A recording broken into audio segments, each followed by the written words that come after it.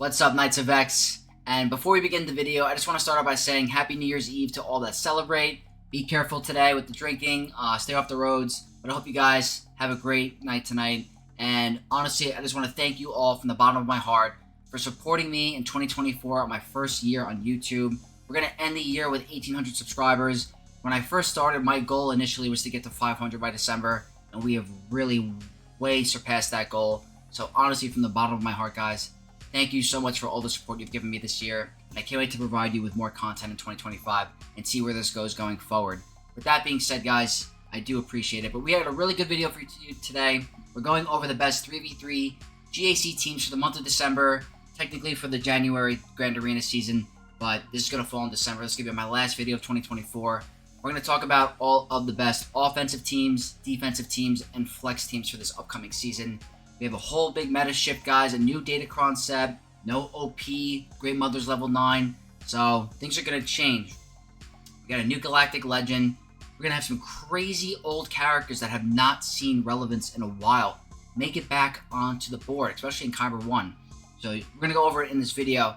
I like to break it up into offensive, defense, and flex categories, teams where you can possibly use an offensive defense depending on what your opponent does or where you are with your roster. So I like to typically start with the defensive teams, guys, so we're going to start with that. But before we do, always reminding you guys, if you enjoyed this content, leave a like on the video and subscribe. It really helps me out a lot. You guys know I appreciate it, and it means a lot to me. So with that said, let's get into the defensive teams and see what we came up with. Starting out this video with defense, we have to start with obviously the brand new Galactic Legend in the game with a brand new Datacron, and that's going to be GL Ahsoka Tano, guys. And I do think that the best team comp for her is going to be putting her with Ezra Exile and Padawan Sabine. Ezra Exile just completely transforms his team. He's actually the huge facilitator to all the crazy stuff. If you have all three Omicrons, he can get to his 50 stacks in like a turn, put that Exile on you, and you're going to have a really hard time. I think that this split's going to be the best. I think Padawan Sabine is going to be your damage dealer. So Ahsoka Tano is going to be your tank. Ezra is going to be your support damage dealer, and then Sabine is going to be your ramping damage. So I do think this is going to be the best comp for Ahsoka Tano for this GAC season. If you guys have the exclusive level 9 for Ahsoka Tano, it's going to amplify this team even more. Obviously, if you don't get that level 9, you're going to be totally okay with a Underlined Force User 6, a Padawan Sabine 9, or even a Fulcrum 9 if you want to put in there. But I do think there's going to be another team that's better for Fulcrum. I'm trying to maximize the split as best as possible. So, in my opinion, I'm going to start out with putting Ahsoka with Ezra and Sabine, which leads to the next team, which is going to be Rey. And I'm going to leave you guys with two different options for Rey, because not everyone in the community has Galactic Legend Ahsoka yet. So, I'm going to give you two options. The first one is going to be what I use. I'm going to try Rey with Ben and Ahsoka Tano Fulcrum with the exclusive level 9 Datacron, and either the level 6 that gives crit avoidance and crit chance, or the bonus kill. I do think this is going to shut down some teams. I don't know if it's going to shut down Malicos with Starkiller. I do have a feeling it could shut down a regular Starkiller comp, because all those bonus turns, she can't be debuffed. She's going to cleanse all those stuns and shocks. Unless they can gun her out immediately, she might one-shot Palpatine, she might one-shot Mara Jade, or even Starkiller. She hits insanely hard. I do recommend this for the first week. This is what I'm going to try. They have a light side on Underlined Force User 3 with the max health and protection. They have a level 6 for light side this time, not just for for the previous set, they had a level 6 but no level 3. Now we're combining both. This team is going to be disgusting. I think it's going to be really strong. I just don't know if it's going to prevent Malicos with Starkiller and Seer. But if they go with a regular Starkiller, it definitely cause some issues. But what that brings us to the next team is Rey with Ezra Exile, and I'm convinced that Ezra is a secondary lifter unit for Rey. We had to deal with this all last season. It's such a ridiculous team. Even with Starkiller and Malicos, I've seen situations where you lose that matchup. Really obnoxious. I faced where our opponents had all 6 Omicrons on the team with Ben and Ezra. Ben just hits you under protection. They both apply heal immunity. You can't heal. Very obnoxious team. If you guys have this team attacked and you have those Datacrons at level 6 and 3, you need to set it. Gonna get a ton of holds. Really strong. And that leads to the next one, guys. This is gonna be pretty surprising because in my previous video, I was like, Lord Vader is not gonna see defense ever again. But I'm hoping with Piet in there, this could cause some issues for Bo. I really am not sure yet. I did some testing in Arena, and I was getting killed with Bounty Hunters. I couldn't get it done.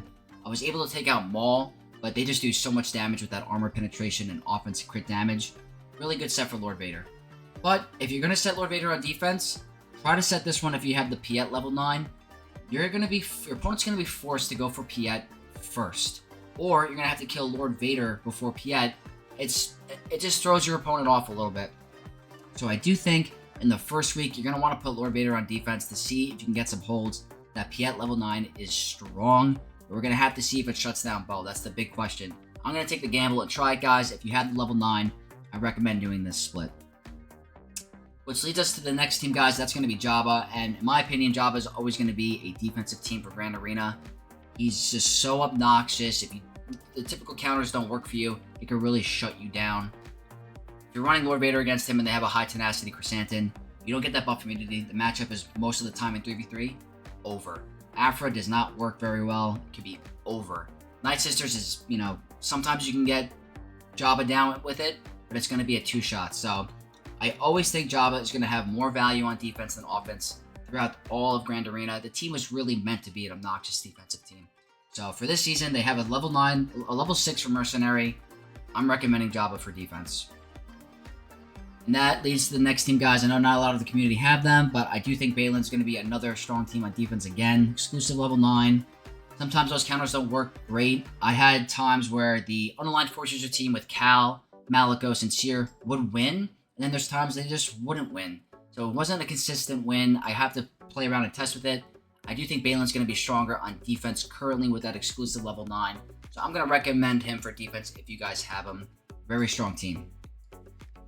And that leads to the next one, guys. And I know their viability is getting reduced dramatically, but they're still a strong team and obnoxious, and we still don't know the best counters for it that isn't considered overkill. So I think for your first week, until we do some testing, I highly recommend putting Great Mothers back on defense, because your opponent might be thrown off and get scared from that previous set, where they try to throw in a Kenobi against it, and it's complete overkill, and then they can't take out a team in the back. So I do think Great Mothers will be back on defense again, until we can figure out a consistent counter. I'm going to possibly try out a Malgus team against it, but there's no guarantee. It's a very strong team, and I recommend it on defense for the first week of the season. And then obviously the next team, guys, Queen Amidala is obnoxious. If you guys ever watched my GAC videos, love-hate relationship with the team. Sometimes that Bane counter just does not work. I do think their viability is going to go down a little bit because they don't have the Galactic Republic 6 or the Master Qui-Gon 9. It was a Jedi Cron, and there's no defensive stat. So there's no defense anywhere. They might be getting a lot of damage, but I don't think it's going to be a problem for Bane. But Bane is a very expendable character that could be used on many teams. So you got to be pick and choose what you want to use against them. So I do think that Queen Amidala is going to be back on defense. It's a very strong team. And that leads to the next one, guys. And this one's going to be a team that's coming off the bench. I had not used this team in a long time, and it's going to be Iden. And I'm putting the Magma Trooper in here because Snow Trooper is not a bad Datacron, but not a lot of the community has that character relicked. I think Magma Trooper at one point had a somewhat of a viability in the game at one point where you might have them at relic, and the level 9 is just really good. And for 3v3 at least, I do think that Magma Trooper is going to be best with Iden. It's going to shut down Wampa. I think if you have the assist with Range Trooper, those basics, gaining 50% turn meter, constantly applying, it's going to be really strong and obnoxious. We have to see if it gets shut down Rogue One, but I do think this team is going to be very strong for defense, and that's how I'm going to be using Iden. Then that leads to the next team is CLS. Now, there's two different options here.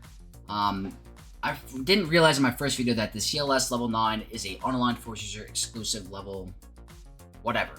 The Rebel one is completely different, so you're not going to roll CLS. So in my opinion, if you do get an unaligned Force User Cron and roll the CLS 9, throw it on this team. If you get the C-3PO one, throw it on this team. I probably think the C-3PO will be better, that turn meter. The team already generates a ton of turn meter to begin with. I think this team is back on defense this season. Highly recommended. And then this team, guys, we have Saw with Kyle Katarn and Luthen, and I do think the viability of this team is going down from last season because they had an exclusive level 9.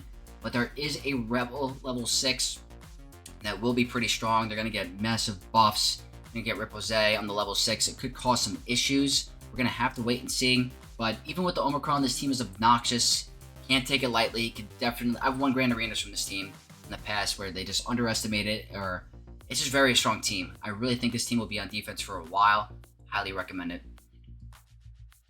Then the next one, in my opinion, is going to be strong on defense. It's going to be Dark Trooper Moff Gideon with Scout Trooper and Moff Gideon. And it's because of the Imperial Trooper level 6. Yes, Dark Trooper Moff Gideon is not a Imperial Trooper, but the other two are, and it's going to be pretty strong with those defense to offense conversion or those different buffs. Really going to be strong, guys. The next team is going to be Tuskens, and they have a exclusive Datacron for the Tusken Chieftain. I think is going to be extremely strong, and I highly recommend it. Depending on the level 6, this team is already annoying. I do think they're countered by Traya, but if you don't have Traya available, this team can be very annoying. So we're going to have to wait and see what's good against it, but I do think they're going to be better on defense than offense. Then moving on to these next couple teams, guys. Zori is always really strong. You cannot take it lightly. I think they're stronger in 3v3 than 5v5. If you have a fast resistance hero Finn, you can really throw off your opponent. I highly recommend you get it. Very strong. Then Rex and the clones, always a very strong team. You need certain counters to take it out, otherwise it does not work. I know Inquisitors work well.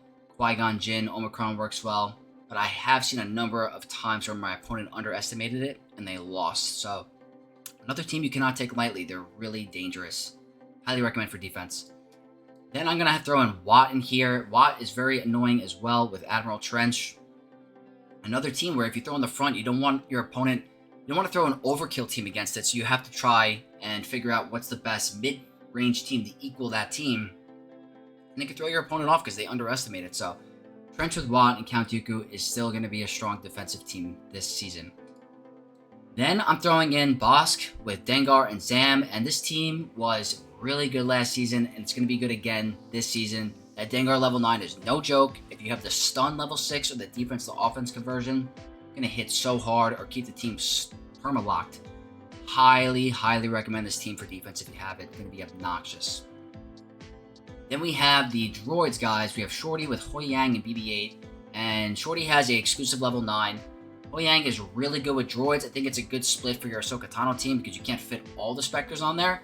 So I do think if you have this character at Relics, this is going to be your best bet for a droid team with BB-8. You get that turn meter. You could throw off your opponent for the most part. And then the last team I'm recommending for defense, guys. Hondo has a exclusive level 9 this season. And I put 2 different variations of Dash in this video. But for defense, I think if you're going to put them on defense, the Dash Rendar with Hondo and Ness is going to be pretty strong. If you have the Omicron, if you have the exclusive level 9, you don't want to underestimate it. Hondo can one-shot all your characters. So this is going to be the defensive list, guys. We're now going to move on to the offensive list and see what we put there. Moving on to the offensive teams, guys. I'm going to start out with Kenobi here. And the reason why I'm putting Kenobi on offense for this season, because I think Kenobi's going to have way more viability on offense than defense. I think Inquisitor's going to take out Kenobi very easily. I think JML will take out Kenobi easily, and I think that Bo could take out Kenobi if you have the Omicron. So I personally don't want my Kenobi to be taken out like that easily. I might be using Kenobi for Jabba. If I'm going to put Lord Vader on defense, I might change it up a bit. So I do think Kenobi's viability will be a lot better on offense than defense this season, so that's why I'm putting him first on this list. And then for the next 2 guys, I always have Kylo on offense for the most part. If you want to just do a straight first order team to take out a Jabba or possibly a Balin, I do like using the first order team. You could throw in crew here instead of first order Stormtrooper if you don't have any plans to use him with Malagos or anything like that. So if you want to use crew here, you can. I just put first order Stormtrooper because it's another tank doing the same job. And then the Kylo team here is the Leia killer. Armor does make a huge difference. We're going to see how it plays out. Your opponent might be throwing in Leia with Fulcrum. I've seen some variations of people putting that in. I don't think it's going to be as strong as the R2 variant, but we'll have to play out and see. I do think these 2 are going to be your go-to Kylo teams for 3v3. And that leads to the next 2. Now, this is kind of like a package deal. I like Sith Eternal for the solos, very strong like that. But you can also combine Bane to make a super team on offense where you can take out a number of things. maybe take out Galactic Legend Ahsoka Tano. We have to see. There was a high. I did some testing in 5v5 and we got close, but I wasn't against an exclusive Ahsoka Tano level 9. But regardless, Sith Eternal is a solo machine. You could even slot in Armor or Wat Tambor if you want, but I do like him for solos. And then Bane with Assassin or even Sith Trooper, really strong. Take out a number of teams, always going to be on offense, and I think that they're going to stay there for the foreseeable future. Then we have Aphra, guys. Aphra does have a Mercenary level 6 this season with a potency stat and some damage. I don't think she'll be able to take out Jabba. I really don't. It's hard to say. But I do think she could take out like a Finn team, or I don't think she could take out Bossk with Dengar, but I'm hoping. I don't think Aphra's going to be viable on defense. I don't. If you're going to use Aphra, you're going to want to use her on offense. And that leaves us to Star Killer, guys. I'm going to show you these next two. It's your regular Star Killer team, and then here I'm going to put the combined super team that you could use to take out some Rey comps. I personally am not a fan of using this because you're splitting up two very strong teams. You're combining two very strong teams, but I understand why you do it. It makes a if you win into a guaranteed win. I just like to use my two teams separate if I can. But I'm listing both on offense because they both have its use. This could probably take out a regular Rey comp without Ezra. This will probably take out a Rey comp with Ezra. So just to keep that in mind, I gave both options. Then moving on, I'm putting in Bo on the offensive part of this list. And I'm putting in the Mandalorian here because I think Mando can do sometimes a better job than Paz as a tank with the damage immunity. So I am putting them here. I do think Paz will have its use against Kenobi, but against Lord Vader and other teams, I think the Mandalorian Beskar armor is really strong with Bo because of the damage immunity. Can save your IG in some tough spots. So that's why I'm putting them on the offensive list. Then here I have Night Sisters, guys. I don't have the Omicron on Marin, but they have a really good job at taking out Jabba or at least killing the sides. So this obviously has to be an offensive staple team if they can take out a Galactic Legend or close to it. They can take out other teams as well. Possibly Imperial Troopers, we're going to have to see with the Datacron set. All testing has to go on. But I do think they're going to be better on offense than defense this season. And then that leaves us to the last team on offense that I think is going to be a staple on offense because you're going to see a lot of Empire on defense this season, or Imperial Troopers, and they kind of counter them. It's going to be Raddus, and I think K2SO is going to be your best third option as a tank. I'm really hoping Raddus can take out Dark Trooper Moff Gideon and Iden this season. We're going to have to see how that damage plays into effect, or even the fear on Magma Trooper. Need to choose wisely on what you use your Raddus on. I think Raddus is a staple for offense just because of an Imperial Trooper meta coming up. So that's why he's making the list on offense. And that's going to conclude the offensive list, guys. We're now going to move on to the flex category where you can choose either offense and defense. And I'm going to give you my reasons as to why I'm putting them on that list. To start out the flex category, I have to use Leia, and I'm going to tell you why she's not going to be a staple for either offense or defense. I think Leia is going to be the go-to counter for Galactic Legend Ahsoka Tano this season. So if your opponent has GL Ahsoka, I highly recommend you use Leia on offense with Captain Drogon and R2-D2. It could be tougher than the 5v5 variant, but I think if you just do the Drogon one-shot on either their Ezra or their Sabine, you're going to be okay. Leia seems to be a very hard counter to Ahsoka Tano, and they are going to get a Rebel level 6, so could potentially cause a little bit of assistance in the mirror or in the matchup. So if you guys want to put Leia on defense or if they don't have Galactic Legend Ahsoka, be my guest. If they do have Galactic Legend Ahsoka, I do recommend you bring your Leia on offense to get rid of her. So that's why she's in the flex. Next up, I have JML here. JML should be on the offensive list. This is actually not where it's supposed to be. This is from the previous set with the defense, with the Jedi. This is going to be an offensive team. This could be a possible Lord Vader killer. I think that JML is just too easily countered on defense. So this should not be in the flex category. This should absolutely be in the offense. So we're going to move that on. But next, I'm going to put Inquisitors, guys. Inquisitors, I do think is going to have way more use on offense. But at certain ranks, will definitely stop teams on defense. Grand Inquisitor has an exclusive level 9. Really impactful. Resets the cooldowns. Gives them immunity to fear. And cooldown resets. You're going to have use for Reva on offense and defense. Can take out Kenobi. Possibly take out Leia. There's no POW level 9 now. So we're going to have to wait and see. But wherever you put Reva, she's going to have her use. Really strong team.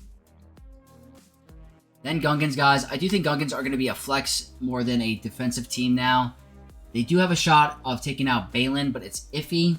And they're very easily countered on defense now by Treya and even sometimes Bo-Katan Mandalore. So I do think Gungans are going to have better use on offense, but they could definitely throw off some teams. So that's why at certain ranks, Gungans are going to be very strong in defense. It just depends on how you want to use them. So that's why they're in the flex category. Then I have a Seer team with Crew as a potential tank. And I think that if you want to put a Malygos team on defense, you're going to want to put Crew because this stops the Padme Moff Gideon cheese where they can just annihilate their Malygos. Be cautious if your Malygos has the exclusive level 9. Gives them resilient defense and able to be targeted. So you got to be cautious of that. I think Cal with Malygos is better on offense. I think Crew is better on defense. So keep that in mind. One of my favorite teams in the game. Can be used on both offense and defense. It just depends on how you want to use them. Then next up I have General Skywalker. And General Skywalker has great use on offense because he can take out teams like Tuskens, Bounty Hunters, sometimes with this level 9. The problem is the banners are terrible. There's no protection recovery. Probably you're going to lose your sides. So in a pinch, Skywalker can take out a number of teams. And on defense, it's also a very strong team to deal with. He's going to stand up and kneel. And then if you don't take out the sides in time, he's going to stand back up. So I do think Skywalker will have its use on offense and defense. Just depends on how you want to use them.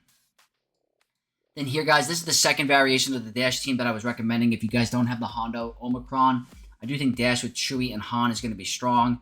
You have two options. You have the Mercenary level 6, and then you also have the Rebel level 6 with the Han Solo level 9. So you're going to have to get rid of him twice. That could be pretty annoying in a matchup. Yes, they tend to go for Chewie first, but trying to get rid of Han twice when he hits hard, and if he revives and gets a bonus turn, he's going to hit really hard, guys. And I do think this team will have its use on offense and defense. Probably could take out an Afra, but it could also throw off your opponent. So keep in mind for this team, especially with that Han level 9. Then we have Grievous, and I have done in the past a number of I've underestimated this team a ton in the past, where I brought in Kylo. I tried to do a solo, and they just absolutely walked over me, especially with the Staff Omicron. It's a team you can't take lightly. Dark Trooper Moff Gideon does seem to be a good counter to it, but if you don't bring in the right counter, you're just going to get walked over, and you definitely don't want to preload it because they're going to just get an unlimited turn meter train with stop. It's just really strong. Don't underestimate it. If you have it, it's going to have its use. Then we have Omicron Qui-Gon Jinn, and their viability is going down a little bit because there's no more Jedi level 6, but we do have a lot of armor pen, crit damage, offense stats, which is golden for this team because they hit so hard. So I personally like using them on offense because I feel like I could take out a number of teams in a pinch, like the Captain Rex team. I could take out a gas team. I could do a mirror match. I personally like it on offense, but very strong on defense. You have to bring in a strong team against it, even without the Jedi level 6 this season. Qui-Gon Jinn, Ki-Adi-Mundi, and Anakin are a very strong team. Keep an eye on it. Then the next up is, guys, I want to include the Super Commando team because they are strong. And I do think with Thrawn, it can cause potential issues. Since I'm putting Piet with Lord Vader, I think Thrawn is a good idea here because that fracture mechanic could be extremely strong. And he's an Empire. He could definitely synergize with these guys pretty well. So this could throw off your opponents if you don't bring in the right team. Keep this team in mind. Then I'm going to show you these next two guys. This is going to be a Treya lead and then a Savage lead. Both are really good against Gungans, especially the bottom one. Very, very tough team to get rid of, the Gungans, and this makes it super easy. But then this team here, a defensive staple, offensive staple, can take out a ton. Possibly can take out Inquisitors. This team almost requires a Galactic Legend to take out if it's on defense. So keep that in mind in your strategy. It's good at taking out Tuskens. It's good on defense. You're going to find its use. Then, guys, Malgus. And the reason Malgus is in the flex instead of just the offense is because of the level 3 ability where it has a tank revive. You're going to see these two teams here. They kind of correlate with each other. If your opponent has the tank revive level 3, this team here will not work. You're going to time out. You're not going to have enough damage to get through Malgus. It's going to be insane. But if you guys don't have that level 3 or you're planning on using him on offense, He is amazing on offense, can take out a number of teams. This is also one of my favorite teams in the game, is the Darth Malgus Sith Empire team. Has so much offensive capability with taking out so many teams, and it will have its use on offense and defense. Just really depends on what you want to do with them. I'm going to probably play around and see what I'm going to do in the first week. But that leads to this team, guys. If your opponent does set this on defense with no level 3, this team right here can take out a Malgus team. So keep that in mind. There is an Old Republic level 6 that boosts their stats if you target another ally. So Cal could be hitting potentially very hard if you are targeting him. So very strong team, keep it in mind. And the last team in the flex category, guys, I just put these guys to Relic 9 because I wanted it for the assault battle. And I do think they can be pretty strong and annoying. It's going to be the Captain Enoch team. You can't really combine the Night Sisters with Great Mothers in 3v3 because there's not enough room. So you are able to keep this team intact. Can be pretty strong if you underestimate it. I know I've heard reports of CLS taking it up pretty easily. I think I even did it in my GAC videos. But it's a very strong team. It's not game-breaking, but that critical avoidance in the passive of Enoch can be pretty annoying. And if you have them at high relics, it definitely throw off your opponent. So that is going to conclude the list, guys, and that is going to be the video for today. Hopefully you guys enjoyed it. I hope you leave your comments below. What do you agree? What do you not agree? Leave it all in the comment section below. I'm very curious to your opinions. But this is going to be my opinion on the current meta, guys, and what I'm going to be doing in Kyber 1 going forward. So, if you guys liked it, leave a like on the video, comment your thoughts down below, and if you're not already, subscribe to the channel to become an Knight of X. And I'll see you guys in the first round of Grand Arena. May the Force be with you all.